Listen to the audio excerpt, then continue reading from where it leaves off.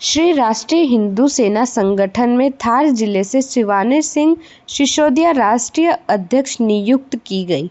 Core committee राष्ट्रीय एवं प्रदेश की मीटिंग संपन्न हुई, जिसमें राष्ट्रीय अध्यक्ष कु विकास सिंह दरबार द्वारा राष्ट्रीय कोर कमेटी की घोषणा की गई।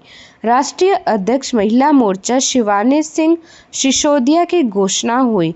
जगदीश जी हरारिया राष्ट्रीय कोषाध्यक्ष, पूरन सिंह पीपावद राष्ट्रीय उपाध्यक्ष, राकेश जी शर्मा राष्ट्रीय सदस्य प्रदेश और संघभाग प्रदेश अध्यक्ष, गोपाल जी शर्मा रतलाम महिला मोर्चा प्रदेश अध्यक्ष, पिंकी जी पाटीदार प्रदेश महामंत्री, संजय जी त्रिवेदी जावारा तहसील अध्यक्ष, गट्टू सिंह जी चंद्रवंता उज्जैन संभाग, ईश्वर सिंह जी अंजना संभाग अध्यक्ष, देवीलाल परमार उन्हेल संभाग महामंत्री, नारायण धाकड़ घाटचरोद विभाग मंत्री, राणा पूजा पप्पू सिंह उज्जैन जिला मंत्री। श्री राष्ट्रीय हिंदू सेवा संगठन कोद से अजय परमार की रिपोर्ट।